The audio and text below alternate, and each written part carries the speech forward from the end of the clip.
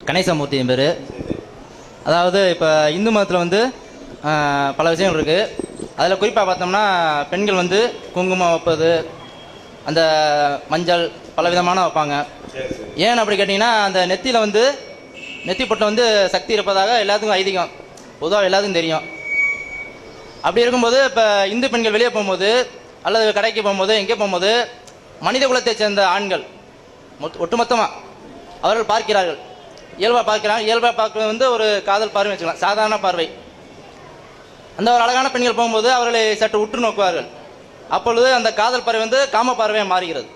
ஒரு இயல்பானது, மனித குலத்தை சேர்ந்த ஆண்கள் யாராக இருந்தாலும் சரி.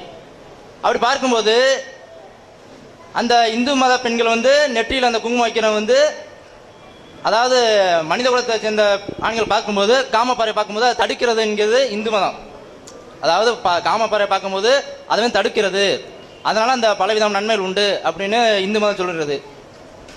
இப்போ இஸ்லாமிய பெண்கள் வந்து உடை அணிகிறார்கள், அவங்க வந்து நெத்தியில் எதுவும் வைக்க மாட்டாங்க. அவங்க வந்து நெத்தியில் அந்த சந்தனத்திலான ஜோதி வடிவான வைக்கலாம், இல்லை நட்சத்திரமான அம்சமான வைக்கலாம்னு சொல்லி ஒரு கருத்தை நான் வேண்டுகோளை வைக்கிறேன். இல்லை வைக்கிறதுக்கு உண்டான சாத்தியக்கூறு இருக்கிறதா? அதாவது வெளியே பெண்கள் செல்லும் பொழுது அவங்கள வந்து அந்நிய ஆண்கள் பார்த்து என்ன செய்கிறாங்க, தவறான எண்ணங்களுக்கு வந்து விடுகிறார்கள்.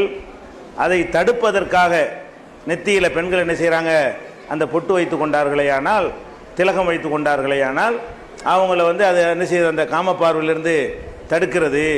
அந்த மாதிரி எங்களில் இருக்கிற மாதிரி முஸ்லீம்ல அது மாதிரி வைக்கிறது இல்லை, அதை வச்சா என்ன அப்படின்னு கேட்குறாரு. ஆனால் இந்து மதத்தில் அந்த சகோதரர் சொன்ன மாதிரிலாம் சொல்லப்படலை. அது காரணம், பொட்டு வைக்கிறதுக்கு அது ஒரு காரணமாக பின்னாடி யாரோ வேண்டாம் சொல்லியிருக்கணும். அப்படி இருந்தால் இளம்பெண்கள் தான் அந்த கன்னி பெண்கள் அவங்களெல்லாம் வைக்கணும். பொட்டுங்கிறது எதுக்குன்னு கேட்டால், சரி கணவனை ஒரு பெண்ணை இழந்துட்டாங்க, விதவையாக போயிட்டாங்க, இளம்பெண்ணு ஒரு 20 வயசு இளம்பெண்ணு, புருஷன் இறந்துட்டா வைக்கலாமா? அவங்களையும் தானே பார்ப்பாங்க, கவர்த்தனை செய்யும். அதுதான் காரணமாக இருந்தால் அந்த இளம் விதவைகளாக இருந்தாலும் வைக்கணும்னு சொல்லியிருக்கும் அந்த மதத்தில். இந்து மதத்தில் என்ன செய்கிறாங்கன்னா, கல்யாணம் பண்ணினா தான் வைக்கணும், விதவை வைக்கக்கூடாது என்று சொன்னால் இந்த காரணம் இல்லைன்னு விளங்கி போச்சு. இந்த காரணமாக இருந்தால் இளம் விதவை சொன்னோன்னு இருங்க, இளம் விதவைகள் இருக்காங்களே, இளம் விதவைகள் அழகாத்தானே இருப்பாங்க.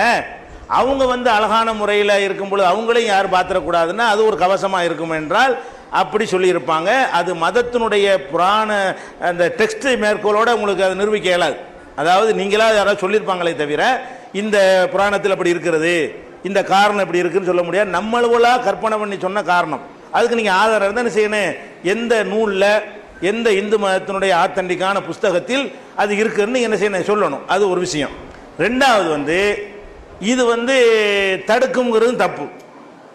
இது தடுக்குங்கிறத பொட்டு வச்சோம்னு சொன்னால் அந்த ஆண்களுடைய பார்வையை தடுத்துரும். இப்போ சினிமா நடிகைகள்லாம் பொட்டு வச்சுக்கிட்டு தான் என்ன செய்கிறா, அந்த டான்ஸ்லாம் ஆடுறா, நல்லா பார்த்து ரசிக்கிறாங்க. சினிமா நடிகைகளை வந்து காட்டுறானே, அவள் பொட்டுக்கிட்டுலாம் வச்சுக்கிட்டு தான் என்ன செய்கிறா, ஆட்டம் போடுறா.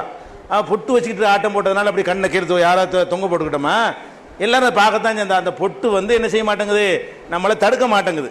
அப்போ பொட்டு வைத்திருக்கக்கூடிய பெண்களும் தான் காதல் வலையில் விழுகிறார்கள். பொட்டு வைத்திருக்கிற பெண்களையும் தான் பசங்க என்ன செய்கிறான், காதலிக்கத்தான் செய்கிறான். அந்த பொட்டு வச்சதுனால ஆண்கள் பார்வையை தடுக்கும் என்று இருந்தால் அது ஏன் வந்து அப்படி தடுக்கிறது? பொட்டு வைத்த பெண்களும் என்ன செய்கிறாங்க, கணவனோட இருக்கும் பொழுது சில பேர் தவறாக போய் விடுகிறார்கள். அவங்கள ஒருத்தன் பார்த்து என்ன செய்யறான், ஈர்க்கத்தான் செய்கிறான். அப்போ இந்த தவறுகளை பொறுத்த வரைக்கும் பொட்டு வச்சவங்க பொட்டு வைக்காதவங்க என்கிற வகையில் வித்தியாசப்படுத்துறதுக்கு எந்த லாஜிக்கும் இல்லை. நடைமுறையில் எடுத்துக்கொண்டால் இந்த பொட்டு வச்ச யாரும் சிலிப்பாகாமலே இருக்க வேண்டும். பொட்டு வச்ச யாரையும் பொண்ணு பார்க்க வரும்போது என்ன செய்யணும், பொட்டை எடுக்க சொல்லணும். ஏன், பொண்ணு பார்க்க வர்றாங்கல்ல, அப்போ ஈர்க்காதுல, பொட்டை எடுத்துரு, அப்போ தான் உன்னை ஈர்க்கும் அப்படின்னு சொல்லணும். பொண்ணு பார்க்க வரும்போது வச்சோம்னா என்ன ஆயிரும், அவனையும் தடுத்துரும். அந்த பொட்டு போய் என்ன செய்யறேன், அவனுக்கு அழகாத்த அப்படி வந்துருமா இல்லையா? இது லாஜிக்கு ரொம்ப இடிக்கக்கூடிய ஒரு விஷயமாக இருக்கிறது இல்லைங்க. அதனால இந்த காரணம் வந்து பின்னாடி யாரோ நினைஞ்சிருப்பாங்க, ஏன் செய்கிறோம் தெரியுமான்னு சில அவங்களா சொல்லுவாங்களே தவிர இது ஒரு காரணத்தை சொன்னால் அது எல்லா இடத்துலையும் இது பொருந்துதான்னு பார்க்கணும். எல்லா இடத்துலையும் பொருந்தலை. அப்போ பொட்டு வைக்கிறது வைக்காதுங்கிறதெல்லாம் கடந்து பெண்கள் ஆண்களால் ஈர்க்கப்படுவாங்க. அவங்க பொட்டு வச்சாலும் சரி பொட்டு வைக்காட்டாலும் சரி. நம்ம நாட்டில் கருப்பு முடியாக இருக்குது, அது ஈர்க்கப்படுதுங்கிறோம். வெள்ளை முடி வச்சு பொம்பளை அவளையும் தான் இருக்கிறாங்க, அவளையும் தான் கல்யாணம் பண்ணுறாங்க, வழங்குதா விரும்ப அப்படி தான். அது வந்து பெண்கள் பொதுவாக ஆண்களுக்கு விருப்பம் உள்ளவர்களாக படைக்கப்பட்டு இருக்கிறார்கள். அவங்க பொட்டு வைக்கட்டும் வைக்காமல் இருக்கட்டும், அதை வைத்து இது தீர்மானிக்கப்படுவது இதுதான் யதார்த்தம். இதுதான் வந்து அடிப்படையான ஒரு விஷயம். இதை போய் இந்த பொட்டு போய் கரெக்டாக தடுத்து நிறுத்திடும் என்கிறதுக்கு எந்த விதமான ஒரு அனுபவ அறிவும் இல்லை, அனுபவத்திலையும் அது கிடையாது. அதுக்கு அறிவியல் பூர்வமாகவும் என்ன இல்லை, அதுக்கு எந்த விதமான ஒரு நிரூபணமும் கிடையாது. இப்போ முஸ்லீம்களை பொறுத்த வரைக்கும் இப்போ நாம் ஏன் பொட்டு வைக்க, அதுக்கு தான் முக்கியமாக நம்ம சொல்ல வேண்டியது, மற்றதுக்கு நம்ம சொல்ல வேண்டியதில்லை. முஸ்லீம்கள் ஏன் அதை வைக்கிறது இல்லை என்று கேட்டால், முஸ்லீம்கள் எங்களுக்கு என்ன சொல்லப்பட்டிருக்குன்னு கேட்டால், எதில் மூட நம்பிக்கையோடு மற்ற மக்கள் செய்கிறார்களோ அதை நீங்கள் ஃபாலோ பண்ணாதீங்க.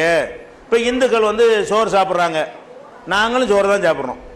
ஏன் சோறு வந்து மூட நம்பிக்கைக்காக சாப்பிட்றது இல்லை, பசிக்கு சாப்பிட்றது, வழங்குதா? அது வந்து ஒரு உணவு. இந்துக்கள் சட்டை போடுறீங்க, நாங்களும் தான் சட்டை போடுறோம். இந்து சட்டை போட்டால் நம்ம வந்து என்ன செய்வோம், வேற ஒன்று போடுவோம் அப்படின்னு போடுறது இல்லை. மாற்றி மாற்றி பல ட்ரெஸ்ஸு போட்டாலும் இந்துக்கள் போடுற சட்டையை நாங்களும் போடுறோம், நீங்கள் போடுற பேண்ட்டை நாங்களும் போட்டுக்கிறோம், நீங்கள் போடுற மாதிரி கண்ணாடி நாங்களும் போட்டுக்கிறோம், நீங்கள் வாட்சி கட்டினா நாங்களும் தான் வாட்சி கட்டிக்கிறோம், எல்லாத்துலேயும் பின்பற்றுறோம். ஆனால் எதில் மூட நம்பிக்கை இருக்கிறதோ அதில் நீங்கள் பின்பற்றாதீங்க என்று எங்கள் மார்க்கத்தில் சொல்லுது. எந்த மதத்துக்காரங்க செய்கிற விஷயமா இருந்தாலும் அது ஒரு காரணம் இல்லாமல் ஒரு மூட நம்பிக்கை அதுக்கு பின்னாடி ஒளிஞ்சு இருந்தால் அதை ஆதரிக்கக்கூடாது. இந்த பொட்டை பொறுத்த வரைக்கும் என்ன மூட நம்பிக்கை, அது வந்து ஒரு பெண்ணுக்கு கணவன் இருக்கிறான் என்பதற்கு அதுதான் ஒரு அடையாளம். கணவன் இல்லை என்றால் அந்த பொட்டை அழிப்பாங்க, வழங்குதா? அந்த கால சினிமாக்களில் பார்த்தது, நம்ம இந்து மக்களில் குடும்பத்தில் பார்த்தது இல்லை. அந்த காலத்தில் சினிமாக்கள் பார்க்கும்போது இறந்துட்டா என்ன செய்வாங்க, உட்காந்து அந்த பொட்டெல்லாம் அழிச்சு வளையெல்லாம் ஒட்டச்சு தாலியெல்லாம் அறுக்குவாங்க. அப்போ இந்த பொட்டு இந்த தாலி அறுத்தல் இதுகள்லாம் என்ன செய்கிறாங்கன்னு கேட்டால், அதை கணவனுக்கு ஒரு ஆதிக்கம் செலுத்தக்கூடியதுக்கு ஒரு அடையாளமாக அதை வைத்திருக்கிறாங்க. அதில் தான் கணவனுடைய உயிரே அடங்கி இருக்கிறது. எந்த அளவுக்குன்னு கேட்டால், இந்த தாலியெல்லாம் இருக்குன்னு வைங்களேன், தாலியை சும்மா இத்து போய் அறுந்துட்டா கூட என்ன செய்வாங்க, அருந்து போச்சுன்னு சொல்ல மாட்டாங்க, தாலி பெருகிருச்சும்பாங்க. தாலி அருந்து தான் போச்சு நெசமாவே, அருந்ததுன்னு சொல்ல வேண்டியதானே. அந்த சொன்னால் கூட என்னமோ ஏற்பட்டு போயிடும். தாலி பெருகிருச்சுன்னா அதிகமாகிடுச்சான், 5 தாலியாக போச்சா ஒரு தாலி, அப்படி அர்த்தம் இல்லை. ஆனால் அந்த பெருகிருச்சின்ற வார்த்தை தான் சொல்லுவாங்களே தவிர, எங்கள் ஆளுக்களும் தாலி மாதிரி கரசமணி போய் இஸ்லாத்தில் இல்லை, கரசமணி பெருகிருச்சிம்பாங்க எங்கள் ஆளுக்களும். அது இஸ்லாத்தில் உள்ளது கிடையாது, கரசமணி அது காப்பி அடிச்சது, அதெல்லாம் தவிர்க்க வேண்டிய விஷயம். இவங்களும் போடுறாங்க, வேற பேரை மாற்றிட்டு போடுறாங்க. அப்போ இதில் ஒரு மூட நம்பிக்கை இருக்கிற காரணத்தினால ஒரு அழகுக்கு வைக்கிறீங்களா வச்சுட்டு போங்க, ஒரு அழகுக்காக வேண்டி என்ன செய்கிறீங்க, ஏதோ ஒரு நகையை போட்டுக்கிறீங்களா, அது போட்டுக்கலாம்.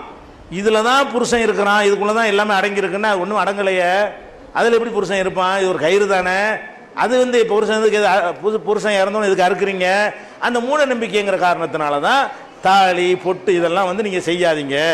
அதில் வந்து ஒரு அந்த நம்பிக்கை நம்ம உள்ளத்தில் வந்துடும், பொட்டு மட்டும் வராது. அதற்கு பின்னாடி இருக்கிற நம்பிக்கை, புருஷன் இறந்தோன்னு என்ன செய்வாங்க, பொட்டு அழிக்கிறதும் அது மாதிரி பண்ணுறது, அவங்க மூஞ்சில் முழிக்கக்கூடாதுங்கிறது, அது ஒரு அடையாளம். இன்னும் சொல்ல போனால் ஒரு நல்ல காரியத்துக்கு வர்றாங்கன்னு வைங்க, பார்ப்பாங்க, பொட்டு இருக்குதா இருக்கா, இல்லை தாலி இல்லை, இவ்வளோ உள்ளக்கூடாது, இந்த காரியம் விளங்காது. எதுக்கு இது, சில பெண்களை அவங்கள கேவலப்படுத்தி ஒதுக்குவதற்கு இது ஒரு அடையாளமாக்குகிறார்கள். அப்போ நாங்களும் பொட்டு வச்சு அந்த அடையாளம் இங்கே வந்துட்டா எங்கள் பெண்களையும் ஒதுக்குவாங்கல்ல. அப்புறம் எங்கள் பெண்ணும் விதவையாக போயிடுவா, அவ ஒரு கல்யாணத்துக்கு போவா, கல்யாணத்துக்கு முன்னாடி நினச்சிவாங்க பொட்டு இல்லை தாலியில் இவ்வளோ உள்ள கூடாது அப்படின்னா அவளை எவ்வளோ பாதிப்பு ஏற்படும். அந்த மாதிரிலாம் இல்லாமல் இங்கே இன்னும் எடுத்துக்கிறங்க, பங்களாதேஷுக்கு போங்க, முஸ்லீமும் பொட்டு வைக்கிறாங்க, இந்துவும் வைக்கிறாங்க. பங்களாதேஷுக்கு போனீங்கன்னா மேற்கு வங்காளத்தை 2ஆக பிரித்து பங்களாதேஷ் இருக்குல்ல, அங்கே முஸ்லீம் பெண்களும் பொட்டு வைப்பாங்க, அங்கே மற்றவங்களும் முஸ்லீம் தான் மெஜாரிட்டி. அவங்க எதுக்கு வைக்கிறாங்கன்னா, பொட்டு ஒரு பல டிசைன்களில் பல அழகான ஒரு தோற்றம் வருங்கிறதுக்காக வைக்கிறாங்க. அதில் எந்த ஒரு மூட நம்பிக்கையும் இல்லை. அந்த மாதிரி ஏரியாக்களில் வைக்கிறாங்க, யாருமே என்ன செய்யலாத குறை சொல்லலை, வச்சுக்கிட்டு தான் இருக்கிறாங்க. இங்கே எதுக்கு வைக்கப்படுகிறது என்று கேட்டால், இது ஒரு பெண்களை வந்து பிரித்து பார்த்து இவளுக்கு புருஷன் இருக்கிறானா இல்லையான்னு கண்டுபிடிக்கணும். புருஷன் இல்லைன்னா இவளை நல்லது கெட்டதில் ஒதுக்கிடணும், இவளை வந்து புறக்கணிக்கணும். இதுக்கு ஒரு அடையாளமாக இருக்கும் பொழுது இதுக்கே நம்ம துணை போகணும். நம்ம சமூகத்துக்குள்ள அது மாதிரி ஒன்று வரக்கூடாது. விதவையாக இருந்தாலும் அவளும் நல்ல காரியத்துக்கு வரணும், மங்களமான காரியத்தெல்லாம் கலந்து கொள்ளணும்னு சொல்லி அப்படியாக என்ன செய்கிறாங்க, மார்க்கத்தில் சொல்லப்பட்டிருக்கு. என்னம்மா சரிதானே? ரைட்.